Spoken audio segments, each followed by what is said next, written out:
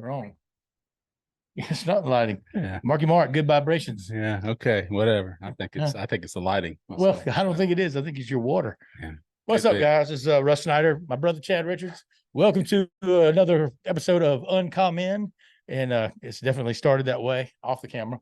And As always. I appreciate if you know what, we're gonna get Chad some training and he's gonna start taking Gage's medicine. Yeah. This is a disaster in here today. Hey, you see, look here. I'm sporting my old school Yeah. Neon. prime time, Neon. Dion. big time. Prime time. I bought in. I bought So in the a long question time is, ago. did you stay up till 2:30, 2 o'clock? I did. Yeah. I stayed up to 2:30. And you didn't drift off at all. Never drifted off. There's no drift Shocking. away. No doobie gray. I was not Give me able the to do big boy that. to free my soul. 11:15, I was out. You were out like I well, was you had out a like good a reason. lot. Well, You went to the game yesterday. I What did. game did you go to? I went to see the Georgia South Carolina game yesterday in Athens, of course, at Dooley Field. Dooley Field now. Dooley Field now. They've changed. Well, it's still Sanford Stadium. I thought it was Buttsmere. Well, Buttsmere Building is close by. So is the bookstore. Yeah. Thank you. And so it's Goolsby's. Yeah, Goolsby's is Yeah. right down the street. It's not Goolsby. What was it? 40 watt.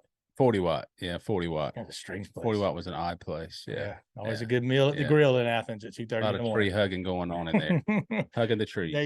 Tonight we're going to talk to you about strength and leadership and how gentleness changes everything. And I feel like God kind of gave me this afternoon, just because I know it's something we talk about a lot. Tell us what happened at Georgia game yesterday, and how many people got saved because of it. I would say zero. But God's word. Yeah, well, did they ever? So we've gone in that gate down by the bookstore since like the mid 80s, something like that. 1840s. Yes, it's a long time. And I didn't expect them to be there. I just didn't think it would be like it always has been. I just thought maybe that they would have figured it out by now. So the line to go in is obviously long, and you have to stand there and wait. And the same guys were there, but these guys were older than what I remember them being in years past. They were students. There were a few mixed in, but most of the guys seemed to be late 30s to mid 40s. Yeah, I think it was because the one we saw was the PB or PS BC BS. It was the Psycho Baptist. Yeah, it was the psycho. This was the Psycho Baptist BS. Yeah, well, we'll just leave it at BS. We won't talk about what that really means. So they had a guy had a mic and an amp out there, and he was yelling and screaming and hollering at everybody. And one thing that he said to me that really stuck out was, I get the premise of all this, but if you die tonight on the way home, where are you going to go? Mm-hmm. Right, you're going to heaven or hell? Yeah, well, yeah. And I understand where he's coming from on that. It makes sense. But then he said this: regardless of if you happen to die tonight, Georgia is still going to play UAB next week, no matter what. Mm-hmm. And he was just screaming at the top of his lungs. Was he screaming like encouraging and yeah? No, he was screaming, you need to find Jesus, find God. It's not too late. It's not too late. Basically scaring the hell out of people. Scaring people to death. Yeah. Kids, scaring the hell out of them. That's what he's trying to do, keep them from going to hell. Pretty much. And kids were like looking around like, Mom and Dad, what is this? Know, and I don't know what people thought, but I know for me, it was a big turnoff. Tell me this, how many people were just lined up to receive Jesus? None. And he told one guy that was out there, so we know how this works, right? Yes. You try to, it seems like everybody, try to, in most cases, finish their beer before they get to the gate, because once you get to the gate, you can't take your beer inside. So one guy was guzzling out there and he was hammering it, and he kept putting his cans down on the sidewalk where they were. Mm-hmm. And he was like, "Sir, drinking is a sin. It's an abomination." And I'm thinking, man, so is judgment. Yeah, this is not gonna lead anybody to Christ. No. It's not. Yeah, we talked about too earlier. You were like, man, I was in Sanford Stadium yesterday and I saw 100,000 people. Yeah, so there was at least, I don't know how many. They say that the capacity is 92 something, but it always seems like there's a lot more. People slipping in, Mm-hmm. You know how that goes. And giving them a $20 bill. We did that many years. Take it in 20. They usually always take it. And I wasn't as fast as some of you guys. So I was always the one in the back. But it seemed like Mike Pond and Arvin Pond and some of those guys, they could scoot, buddy. And they were gone. Jay Minnick turned into he could actually make himself disappear. Yeah, Jay Minnick would just poof right in front of your eyes. But I was always one that would try to grab my shirt, and I'd get away. But just keep walking. so I'm in there and I had pretty good seats, and but I noticed how it just kept dawning on me how close to 100,000 people could sit in there and watch and scream and yell and enjoy a game and all get along. Yeah. Nobody was arguing about politics. Mhm. Nobody was discussing anything negative. Yeah. They weren't arguing about anything that would, it was just all seemed to be enjoying football. Yeah. And it's amazing to me how in the world we can't just get along. Yeah. To that level. So it takes a football game. Yeah. But look at a college football that's game where to watch kids. Yeah. They're talking about that with Coach Prime. No one knew who Colorado was last year. 1-11 team. And all of a sudden now you've got, the Rock's on game day yesterday with them on the sideline last night. I saw that. That was cool. There. And but what he's done is built community. Let me ask you this: why can't we pack out a church? Or that's a good question. Why does it take a football coach who, I love Coach Dion. I love the way he does. Some people don't. He's a little cocky at times, but he does love children and he loves young people and he loves people. I'm not here to defend him or boast him and all that. I wear my primetime jerseys because I've had it and been a fan since we were in high school. Oh yeah. But the point is he's doing something that builds community. He's doing something that builds excitement. He's doing something to bringing the American people as the number one topic of last week. Yeah. Was Colorado football. It's not because they're good. It's because he's doing something different. He's doing it different. How can we do that? He's doing it his own way. Yeah. How can we do it? Yeah, he does. He's bringing people together in a way that I've never seen. Yeah. And he's, did you see when he told Rock to take his his glasses off? Yeah. And put these glasses on and do it again. Try to rile up the crowd. The people. Well, your boy, what's his name? Matt, the show, the dude who was the punter. Oh yeah, that cat's a big punter. Yeah, he is. But he bought put on Prime's glasses yesterday, and Deion Sanders was on there saying, "Listen, since you put them glasses on, you're saying bought them off. I sold in 12 hours. He sold 1.2 million because of that." I heard him say, "Was he serious?" I guess I don't so. doubt it. I don't know. Nobody lies on the internet. Yeah, of course not. Let me ask something though, real quick. Have you ever seen a punter that size before? He's a monster. That dude's a big dude, man. Yeah, I don't know if you juice. I think he's probably on sauce a little bit. Do you think he's doubled as a linebacker at some point? Because that's. I tell you what, man. I have high school players who used to play for me, and they were little, and I see them now. Man, those guys are thick or huge. Yeah, it's like what happened, man? Where were you then? That was something that one thing I noticed that Coach Prime does. He was getting onto a player last night, and he walked off on the sideline. This really stuck out to me. When the kid came over to him, number one, he respected his coach, but number two, his coach respected him. All right. At the end of the discussion on why he dropped the ball or something, they embraced. They gave each other a hug. Yeah. It wasn't a high five. He literally just hugged him like it was his dad. So Deion's taking more of a father role. How many pastors are taking a father role to their flock? I am not here to knock any pastor. All right, we don't do that. All right, that's between them and God. But it's certainly a good question. Yeah, it's something to think about. What are we doing? Are you bringing excitement to it? I used to get so criticized as a head coach because when I go in there to a meeting or the parents will meet, I got philosophy. 2 words: love kids. Oh no, you need to cuss them out. You need to yell at them. You need to scream. Nope. I yelled about 5 times a year, and it was effective when I did. Right. But I didn't care about them on the field. I cared about them off the field. They were able to come into my office. I cared about them when they were dealing with something at home or when they didn't have a meal the night before or slept in their car the night before. I can remember being in a class and getting on to a kid about sleeping. And it was the lowest I felt probably as a teacher. Well, second lowest. But he got there and he was sleeping in class. I'm like, listen, so-and-so. I'm like, wake up. You don't ever get the grades to sleep in class. Come on, man. And he kind of got up. He was kind of mad. And they're like, and a girl came to me after class and I got on to him a little bit. And she said, Coach, he's the only one working in his family. He works at Winn-Dixie from midnight to 6 a.m. So you talk about feeling that big.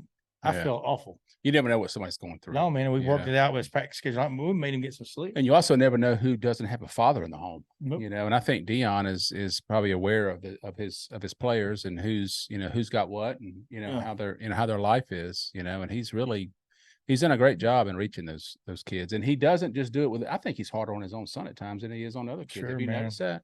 And you saw when his son took a late hit yesterday, you saw I just happen to have this pulled up too. Well, I saw when the receiver, what's his kid? He got and then his son jumped up there to defend him. Yeah. It says here, I read this today. It said they were asking him on a dad moment with his son, with Shiloh Sanders, the defensive back. He said, Deion says, on dad moments when you're a dad coaching your boy, I can't, imagine you do that with your son. I have in baseball with That's got to be a great thing. He says, I'm a coach, but every now and then during the game, I have a dad moment. And that was a dad moment, just running down the sidelines as he was running down the sidelines. That's the most I've run in years going on about that. He's not just a dad to his son on there either. Cause he even told him in the interview afterwards last night, he said, look, this ain't about my son. He said, it's about, they're all my sons. And man, that's what a perspective. That's what I did as a coach. And that's what I miss is the relationship. And I still have relationships with those kids now. So now they're all having kids in school. I'm going, man, somebody's getting older. You're getting old. It's not me, you're buddy. getting old. It's not me. You're getting old. You got me by about 7 years. We won't talk about that tonight. I believe you're a little bit older. Mm-mm. They are. But man, look, what if we I'm not even going to point at the pastors on this, Chad. I'm going to say, what if we as Christians? Yeah. What if we, and that's what we want to talk about tonight, was I found something that's written by Rick Warren, Pastor Rick, who wrote Purpose Driven Life out in California. And it's talking about strength and leadership and how gentleness. Now, this is hard for men to say, how gentleness changes everything. All right. When you think of gentleness, what do you think of? You think of being meek and being a sissy. Yeah. Right. But it's furthest from the truth. And that's what we're going to give you these 8 tips tonight that are going to be shows you there's nothing further from the truth than strengthen that.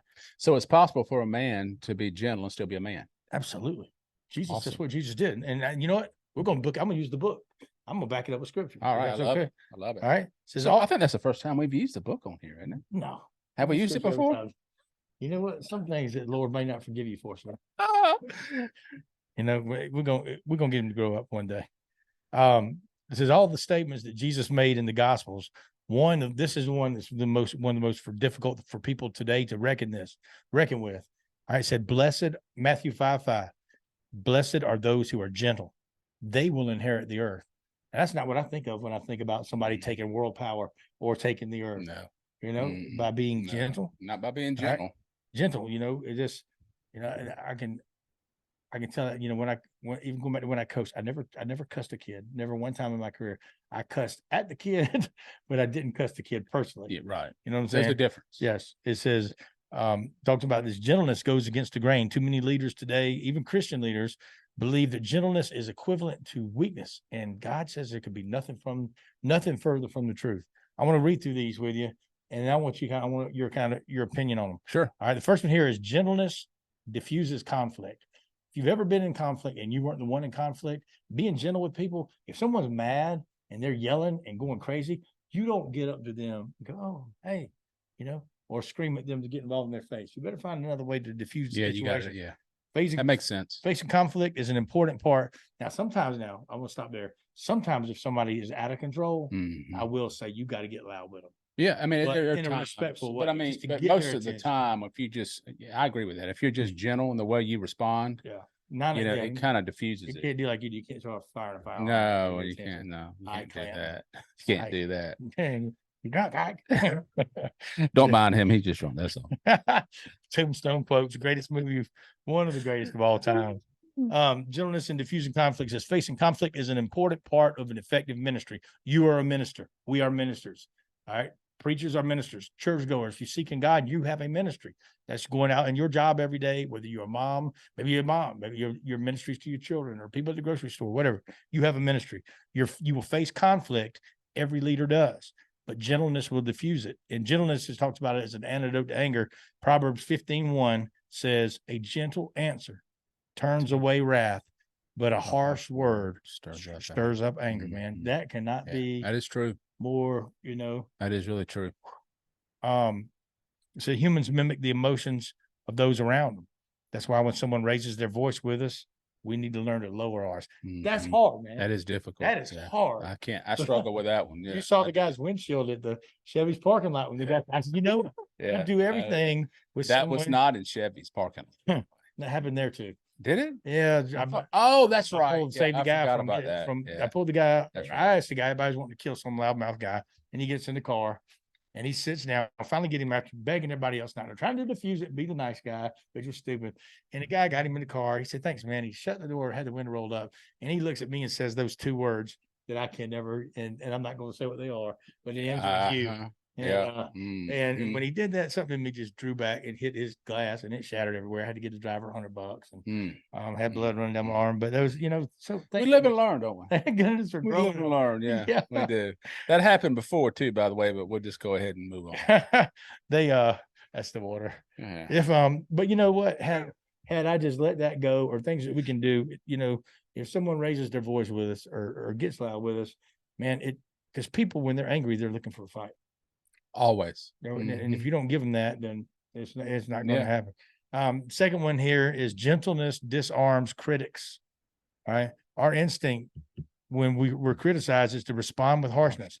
We want to give our critics the same pain they gave us. Absolutely. Talk to me. That's natural, isn't it? Yeah. And that's how that just comes from the flesh, but that's how we're wired, so to speak. But that's what critics want. They want you to get mad. The Bible gives us another way. Yep. Tell us 1 Corinthians 4:13. 4:13. We appeal gently when evil things are said about us. So in other words, you just respond with gentleness and kindness, and don't respond as that's even hard not to do. Sarcastic, don't break anybody's window. Yeah, that's right. I want to be sarcastic and roll my eyes, but and you will. If you go back and watch Chosen and you watch how Jesus responded, it's hard, man. He never really raised his voice. He just stayed very calm, but he was direct and to the point. He was direct and to the point, but it just don't do it in lightning, Yeah, it was just the way he responded. It was just a cool. You get more respect and you get more things done if you're a cool cat like that. Yeah, I agree. He was a cool cat, and he gave. That's why if I hear we said we be real in here. This is only an opinion I share. If Chad says it's an opinion he shares, I don't believe you reach people by screaming at them. All right. Not from the. Well, what about maybe your kids? My kids? I'm kidding. Sometimes it's necessary. Well, but I'm talking about from the pulpit. Yeah, I know. I'm talking about the pulpit. Now there's a difference between screaming encouragement, right, or even a frustrated. Sometimes even to get a loud attention. But if I don't scare people to Jesus. I don't enjoy that type of just screaming and yelling from a pulpit. Like you said, the guy at the game, man, they're screaming at people, yelling at people about they're gonna go to hell if they don't do this. Yeah, man, that's God, psycho. Who wants to be like you? Right. If that's your Jesus, to keep him. Yeah, I'm surprised the guy didn't offer him a Bud Light or really. He told him, buddy, yeah, man. How about you want a beer? I mean, you act like you sure need one. He had a Bud Light. Yeah, I mean, I don't know if I'd give him a Bud Light, but maybe it may have been a transactional thing. We're not going to start. It said that we've learned firsthand that critics can become friends when we show grace and not anger. All right, we need to regularly ask God for thick skins and soft hearts. That says we need to ask God for thick skins and soft hearts. When I say thick skin, man, that's one thing about coaching. That probably coaching. Even your son, can't do anything right. Can't do it. Look at when the kids won the game. When we won on Friday night, man, the kids won the game. When we lost, it was Coach Snyder. Lost the game every time. So you have to get thick skin with it. And I think that's to this day why things don't really get to me, and I'm able to hold things in a lot better than I did. It's kind of like a duck.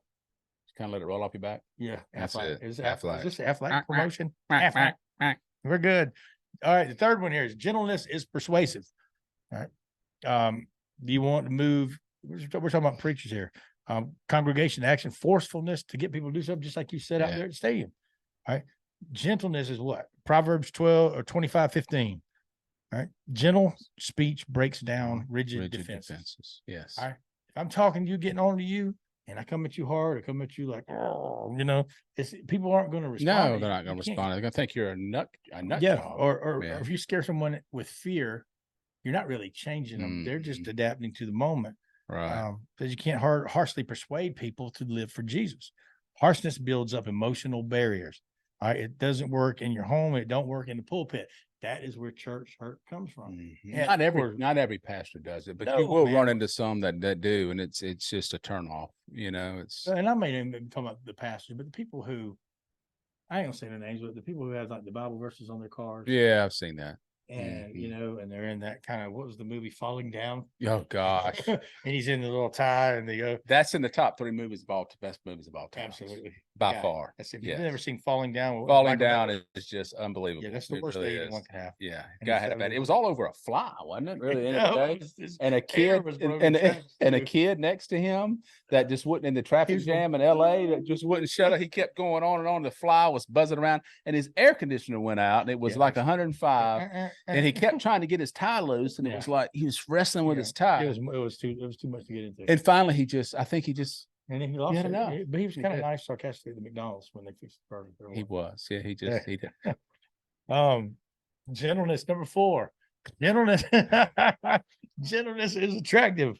All right. Too many leaders in our image-driven cultures believe that people are drawn to strength and confidence, arrogance. We see it in rich men above Richmond, right? Yeah, Rich. I mean, that describes him the most. That's it. But when Paul wrote to Timothy, urging him to live a godly life as a young leader, he encouraged his disciple to run toward gentleness. You want to read 1 Timothy 6:11? But you, Timothy, are a man of God, so run from all these evil things. Pursue righteousness and a godly life, along with faith, love, perseverance, and gentleness. Gentleness. I never really, be honest with you, before studying all this, I never knew there was that much scripture on being gentle. I didn't either. Maybe had you been gentle a little bit earlier, had you read this earlier in your life, that maybe would have kept us out of a lot of trouble. Yeah, sure it would have. It says if we want to draw people to Jesus, it won't happen through displays of power. All right, going back to the yelling, going back to screaming, going back to trying to scare people into getting saved. Right. All right. Jesus wasn't, I don't remember, and that's why I go back to. I don't remember him ever yelling at anybody. No, I remember him. Yeah, I remember he told the guys on the boat that just throw it off the other side. Yeah, he didn't yell. He didn't scream at him. You stupid idiot! You idiot! If you put your net over here, you'd already been home by now. You idiot! Yeah, put your net over here, or you'll burn. Yeah, right. That's what the guy in Athens was saying. Basically. Yeah. Oh yeah, that works. And people are just lined up. That beer down. That beer. Yeah, drinking is an abominable sin. I'm thinking. Our fifth one here is gentleness communicates love. And that's I think my favorite one on that one in the 6th one. Love is an example part of leadership. Paul tells Timothy to be an example of love for those he leads. All right, you can't lead people well without love. I'll say this is one thing I'll say for Pastor Bill, because I go probably see him more than anybody. He leads with love, man. He does. There ain't no doubt how much love's in that man's heart. Yeah, he leads with love. He does. I'm not gonna get there going on it tonight. I think he's doing a lot better, so I'm not gonna go there.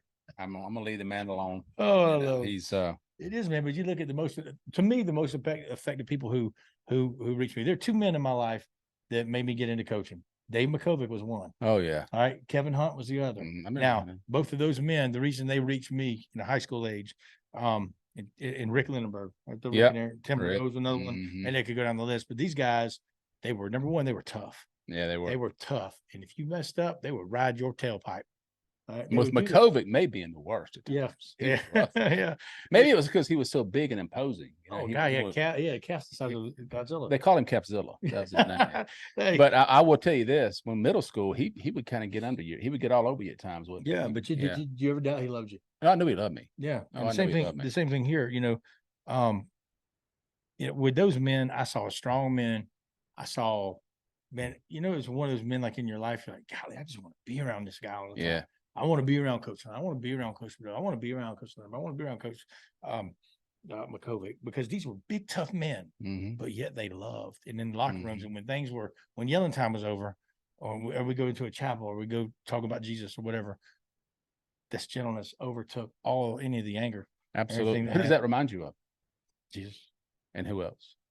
Elvis. Neon Dion. Dion. He leads the same way. Exactly, man. Yeah. Yeah, he's tough on him. He brings a little cockiness to it, too. He's got a little cocky. He's got a little swagger. I guarantee you, behind them closed doors, that man is a father figure to most people. Oh, absolutely, he is. And he's gonna correct them if they're wrong. Sure. Yeah. Including his own. Yep. You want to hit 6? Yeah. Gentleness earns respect. The meekest leaders are the most respected. I can't think of a better example of this than Mother Teresa. That's very true. Barely 5 feet tall, that diminutive Romanian nun could walk into Congress and put the fear of God into every power broker in that room. Her gentleness, not her strength or power, earned her that respect. That's true. Yeah. I'll be honest, I haven't thought of it that way a lot. I haven't either. You know, think about how gentle someone can bring such power, such power, and it's a respect thing. You know. Yeah, she didn't have to say a whole lot. You know, she just her presence and just the way she carried herself. That's really what it's talking about. Yeah, look at these other ones. You know, Mother Teresa, Abraham Lincoln, Gandhi, Gandhi, all been gentle. Right? Need to throw your weight around and lead your church. You're not a leader. You're not a leader. You're a dictator. Yeah, yes, that's right. It is. That's true. You're a dictator. To scare people into doing things. I'm reading that. I'm taking a leadership class on theories and leadership. I just started, and it's talking about people that either come to leadership in power, by basically someone gives the assignment, you have the threat of them firing you or not, or the other one is a worker and management or whatever. And people look to this person because they have these traits. Some say they're naturally born traits, or it could be gentleness. It's respect. It's right. Any way you want to be treated. As far as leadership, it said, if you need to throw your weight around the church, so leadership is earned and discerned. It's never demanded. Never demanded. That's good. Right. That's very good.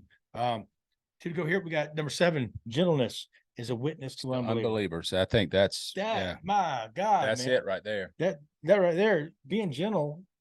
Yeah. People are watching you, Christians. Yeah. I mean, I don't know. There's no way to extrapolate out the number of people there yesterday that was trying to get in that gate that were not believers. I don't know. But you can probably, rest assured that there was a portion that weren't. Yeah. And that guy, or not just him, but there was several out there. That's not the way to reach those people. No, and my number one problem as a Christian is having another human being. And this is the rebellious side of me, maybe. I have a problem with another human being who does wrong, because we all do, coming at me about something they think I'm doing wrong or have done wrong, right, or judging anything with it. All right. It doesn't make sense to me. Yeah. I can't come to you. I can't come to anybody watching. I can't come to someone else and judge their life about what they've done wrong. I can judge where they're at, and I can look what kind of tree they are, and if they bear fruit, and I'm allergic to, and their tree produces apples and cherries, but I'm allergic to cherries. I'm not judging them. I'm just recognizing that fruit ain't for me. Yeah, just to line up. It's still great. That's right. Sure. They're not judging them. Yeah. But just going that part of them does not align with my spirit. Yeah. But it's not judgment. It doesn't say there's anything wrong with them necessarily. No, right. No, it says if you want your church to reach people far from God, a pastor with a gentle approach, or Christian out in the public, we're talking to that same thing. All right. Is essential. Every time you have visitors, they watch the pastor. When you go in the community, people watch you. All right, especially if you get on the platform. They have their eyes on you. I know Shane said something good this morning. He said, if we step into the role of leadership for Christ, all right, like we've done, all right, in an uncommon way and more of a plain everyday talk kind of way, we're held a little bit higher to be accountable. And I think, because if we lead people astray. Yeah. That's true, though, when you think about it. But we're backing everything up with scripture. Yeah, sure. But if we were to mislead people, if you step into a role of leadership and you're as far as, speaking for God, then, better. In other words, you're going to be under a little bit more of a microscope. Right. Yeah. Maybe not with people, but we have a responsibility to God. Spread God. Yes. Yeah. Spread God. I don't want to get to heaven and God go, man, what were you guys doing? What you were saying, it wasn't backed up by scripture. Yeah, Russ, why did you get up there and talk to all these people about Christ and go knock the man's window out? That was in the past. Well, I know, but I'm saying if it happened again, then that wouldn't look good. No, I won't. So I'll keep the windows in the cars. All right, where they belong. But but it's true. But to sit there and you have some people look for a flawless church. They don't people exist. Well, gosh, if you're the leader, Russ, you just said that a leader's not supposed to lead anyone astray. I'm gonna tell you right now, it's not possible. No, it's impossible to find the perfect church. Yeah, it's impossible because we're all human. Pastor. Yes, absolutely. It says here in 1 Peter 13 or 3:15, it says, "Always be prepared to give an answer to everyone who asks you to give the reason for the hope that you have." You have somebody look at you and just say, "Man, I have." You say, "What? Why are you?" Yeah, why are you smiling so much? Yeah, why are you smiling so much? What's going on with you? Yeah, why weren't you that guy in the? Weren't you that guy in mugshots or us? Then you have a whole yearbook of mugshots. Yeah. And then look, is something wrong with you? What you got to smile about, convict? Yeah. Yeah. That's it. So now, the reason for the hope I have is Jesus Christ. It's in Jesus. It's Jesus. And I realized I didn't have to be perfect. And not only did I give my life to God long ago, but we talked about the full surrender and all that, but I have a place here to where I want Jesus. I want Jesus every day. I want him in my life. I want him in my conversation with you. I want him in it with Ryan. I Mhm. want him in it with my children. Sure. All right. And once you allow that to come inside of you, I don't know that it can leave. It hasn't for me.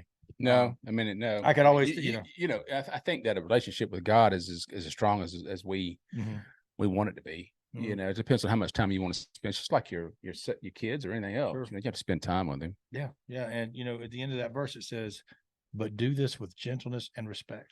Mm-hmm. That's a big. That's two big words. People will not listen to you share the gospel until the number one problem in the world is trust. Yeah, they got to trust. We don't trust. You know what gets me the most about God, Jesus, well, they're both pretty. You know, is the fact that have you ever like not talked to someone that's really important to you for a while, and then you try to reach out and they're kind of a little bit maybe hesitant in a way because they hadn't heard from you in a while, you know, and it's just, I think it's human nature. I think we all do it.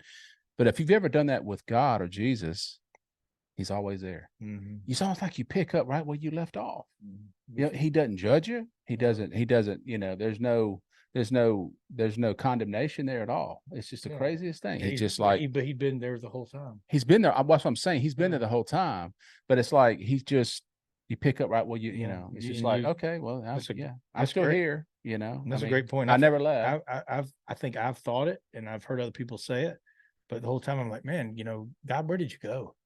And it wasn't God who left. It wasn't. It was That's me. the funny part about it. Me. Yeah, I know. When you look, but you don't see it till you look back. Yeah. And you go, wait a minute, he didn't go anywhere. I did. And it's almost kind of like people say, well, you know what? I never got in trouble when I was sober, you know, or it's almost like, well, I had never, I've never pushed God away when I was doing the right thing. You know what I mean? Well, that's just for me personally. I mean, of course. Yeah. That's for me personally. He's always there, man. And the last one here, you can read that one. Gentleness makes me like Jesus. Of course, this is the most important aspect of gentleness. Godly leaders need to be gentle because Jesus was gentle. In Matthew 11:28-29, Jesus says, "Come to me, all of you who are tired and have heavy loads, and I will give you rest. Accept my teachings and learn from me, because I am gentle and humble in spirit, and you will find rest for your lives." What did you just say about Jesus on that last thing? He's what? He's just, Well, here he says, because I am gentle and humble in spirit, and I will find, and you will find rest for your lives. And that's what I'm sitting there thinking. All throughout Scripture, Jesus talks about how gentle he is, how humble he is, how loving he is, but yet people will go out and scream and yell about. It's like why they do that? It's like they're mad because you haven't seen the light the way they see it. Well, you ain't experienced what they've experienced. Part of it, you know, in their defense, could be the fact that they kind of want to cut through a lot of the noise out there and make sure that their message is being heard. I get that in a way. I mean, you know, you're trying to grab someone's attention in this world, and that's hard to do. You know, and I understand that. But when you do it in a way that you're trying to just, you know, trying to be the loudest voice they hear, it doesn't come across as you just trying to get their attention. It comes across as you being condemning, you being condescending, you being, you know, you're scaring them to death, and you're making them feel like, dude, if this is what the Christian life is about, and you know, this is what this goes on, you can count me out. They got an answer for that. Yeah, you can count me out, bro. I'm good. I think I'm gonna go on in and watch the game and finish my beer out here, and you can watch me do it if you want. But I don't want any part of this. You know, and really, as I'm standing there watching this guy, look, I understand what he's doing, but it's just like I get it. I mean, I understand that the way people are responding. They're looking at him like, I mean, I don't know what I know. Some of these guys probably know whether to knock him out or to where to just keep walking. It's just ignore him. I mean, that's the thing. You don't want to get. And I think if I'm looking at it trying my best to look at it from someone's perspective who does that. I'm trying. I mean, I do just screaming the law at them. I'm thinking that maybe they feel like, I'm thinking more of an Old Testament, like law kind of way. Maybe they feel like I've got to fully surrender and give my life to God. And for me to preach his word, I've got to go blast these people with these rules and these laws that God only has the authority to give and do. And then I think it makes them feel better. Maybe, I don't know. But let me ask something. When did Jesus ever do that when he walked the earth? No. Tell me a time when he did it. I mean, I don't. So if we're supposed to be like him, and we're supposed to model our lives after him, then you go back and research what he did. The only time that I ever know, correct me if I'm wrong, because I'm not a Bible scholar, okay? The only time I ever know him getting hot was when he went into, You're not a Madden scholar. I tore you up in Madden, buddy. That last game, I'm going to tell you, those Falcons are weak on that Madden game. Sorry. But you know, the only time I remember him going off the chain was when he found him in the temple selling animals and you know, and being idiots, right? And he flipped out, right? He flipped the table. He flipped the table, Yeah, right? got loud, I'm sure. But I mean that he didn't condemn anybody, or he wasn't, you know. But I mean that's on. So if we're supposed to model our lives after him, tell me when he did it. Yeah. And if somebody can tell me when he did it, then okay, I might consider it. I don't know, but I don't know that he did. Or a verse that says, yeah, hey, Jesus stood on a street corner and yelled at everybody that walked by. Jesus was at Sanford Stadium, hold up the game. Yeah, Jesus wrote. Yeah, that was touchdown, Jesus. I think they played soccer back then, didn't they? I don't know what they did. So he was at a Jerusalem, they call it football match. And it was just, you know, it was yelling at everybody out there because they weren't paying attention to him. You know, it's like, what? I mean, I don't think that was the case to you. No, I don't. Football. He says, all right, we're wrapping up here. Those are the points. He said, learning how to lead from Jesus means learning how to love people gently. Yeah. Especially with people, man, which they got so much going on. Yeah, I know. You know, we say young people or people in general, man, and they don't trust. We've got a government who lies to us nonstop. Yes. People aren't in relationships. Divorce is out the roof. People don't even commit to a boyfriend, girlfriend, whatever kind of thing is what you want, because it's such a trust issue. It is trust. But learning from Jesus how to love people gently. All throughout the Gospels, Jesus shows his gentleness from how he dealt with children to how he shepherds his own disciples. A Christ-like leader will do the same. So no matter what anybody tells you, gentleness is not a weakness. All right, it's a trait of Christ. All right, to be gentle like leaders, to be gentle like Jesus as a leader, you won't become a doormat like a lot of people think. Yeah, that's what people think of when you think of gentleness. Yeah. And last thing here, gentleness is strength. This is you couldn't cap this off any better. Gentleness is the strength of control. Man, strength under control. Right. Yes. Yeah. And you know how many times, and I know you do, when someone comes at you sideways, you may even have your children around, or somebody in your past comes up and brings something at you that maybe you know is not true, is, or even you've done something wrong.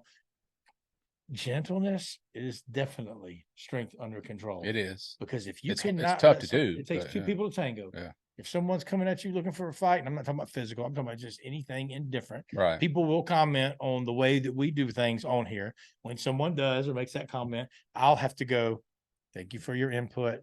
And, you know, we don't agree. And have a nice day. Now, in my head. And drink springtime water.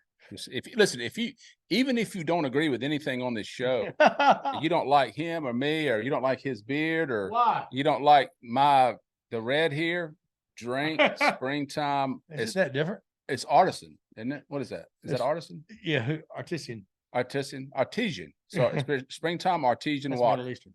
It's Middle Eastern. It's football. Yes, definitely. And they drink it at football games. And I will tell you this stuff right here will hydrate you, and in a lot of ways it would change your life. It will calm you down so you don't flip out. And you actually alkaline. What is that? Oh, you got the alkaline. Okay, they got several different lines. I want to play this real quick before we close out with this last scripture. And then is it your turn to close out in prayer? No, it's yours. Okay. I'm gonna play the thing that we saw from Auburn yesterday. I'm gonna hold it up to the screen. It was this is crazy. Little TikTok thing about what happened at the University of Auburn. Can we do this at AU? Be a good thing. I'm in. Let me see if I can get it out. Seem to shift and never really go away. Why is that? Because we're trying here. We're not professional. There we go. What just happened in Auburn first?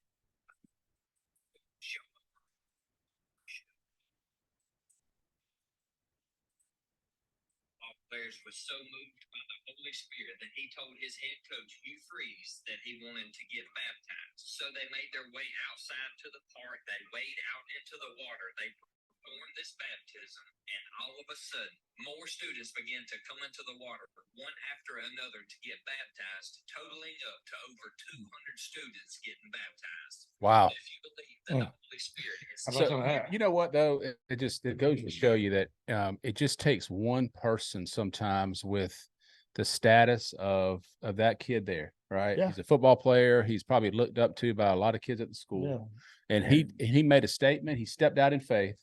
And all of a sudden, all of these students were thinking, well, wait a minute, that boy plays football, right? And we see him on Saturday. He's a leader. He's a leader. And if he can do that, and he's willing to step out and do it, well, maybe I should too. Heck yeah, man. You know?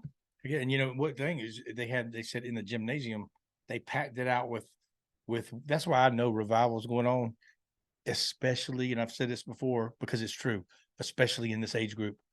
All right. And these college kids, they are starving. They've gone so long through life, through the COVID stuff and all that stuff. And they've seen all the stuff exposed on the media. Right. Oh yeah. They've on tried it social all. media. They've tried it all. They are hungry. All right. And I thank God that he's bringing this revival to these college campuses and what he's doing. I love It's powerful. You know, gentleness, we talked about strength being under control. This is it. We're going to wrap up with this verse and then we'll pray out. Is we said at the beginning, Matthew 5:5, blessed are those who are gentle. All right, it's the same word that describes a wild stallion that has been tamed. A tame horse has the strength of an untamed one, but a tame horse allows its strength to be bottled up for its master's use. Right. And is your strength bottled up for the master's use? Right. I want to be that way, man. That's and powerful. we fight every day to do it. I want to be the same. Yeah, me too. It's a struggle, but it's yeah. So let's go over this again. Turn it around. You got there's no fat or cholesterol in this stuff.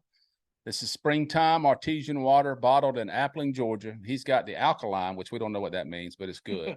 This is artisan, artesian. I'm not sure which one even comes first alphabetically, but I know that my bottle is actually has its own sweat, factor. It does. It's got pH value. Full of it. It does. It says pH right there on the outside. pH. No, it says pH +8. +8. That's right. It's solid. That's not true. What do you mean? But I mean, you got to give the +8, or it's just not being honest with you. Okay, pH +8. +8 was a line yesterday on the game. So I'm gonna tell you, if you can pick this up at your local gas station, Circle K, grocery store, this is good stuff. And actually, if the world would start drinking this, we'd probably be a little more relaxed. Thank you. Yes, there. He's so red and cute. Anyway, man, we love you. Thank you for putting up with us. We're excited about what God's doing. Revival taking place, man. Thank you for joining Uncommon. Definitely that. Mm-hmm. So anyway, Uncommon. Yeah, we have a good week. Try to get Teddy and Corey on here with us. I think I want to see Teddy and Corey. We try to get him to talk about a little bit. Yeah, I enjoyed having Lee Hunt on. Yeah, Lee's a great man. There's a few people, other I people. saw him Friday night. Did you? Yeah, down there. They were at the Border Bash dinner. I guess celebrating. They just had an anniversary, and got to see him out there working. And you know, that's awesome. The Border Bash was a nice thing. It was a good family atmosphere. Yeah, that's good. Riverwalk. No, at the Green Jacket Stadium. Yeah, they're doing it. Okay, yeah, out there. Yeah, so they had he and his wife had an anniversary. I believe so. So happy anniversary, guys. Happy anniversary. It's got to be 40 years. What's he, 60? Lee's 84. I didn't realize that Lee's getting old, man. Yeah, he's getting old, man. I'll tell you that from a distance, Lee. I ain't getting close to you. He's getting old. That big cat, buddy. Anyway, all right, we're going to close out in prayer. Lord, I just thank you so much for this night. I thank you for my brother Chad. I thank you for anybody who's being reached or watching right now. Lord, we hope to provide that your spirit, Lord, your love, your humor, your gentleness, and your gentleness. Lord, help us just to stay, you know, thank you for this, the ability that you've given us. Thank you for the calling that you put on me and Chad to do this ministry, Lord, and just help it to reach someone that goes, look, man, these guys they love Jesus. They can be a Christian. They're not yelling at me. They're not condemning anybody. They're having fun. Lord, help us to see it's fun being a Christian, Father. And we ask you keep me and Chad hidden behind the cross through all this, and it's just you take it and do whatever you want with it. Just know that we're obedient. We're obedient. Nothing changes between me and you, Father. And I know Chad feels the same thing no matter what goes on, Lord. And we love and praise you. And we pray for the people out there, Father, and put a hedge of protection of angels around them and ourselves and our families, Father, and help us just to keep doing things your way. We love you and praise you. Amen. Amen. Have a great week, guys. It was a great night. We'll see you next week. Don't forget to take this. And don't forget to drink as much springtime water as you can. It's important to stay hydrated. Peace out. 8th out.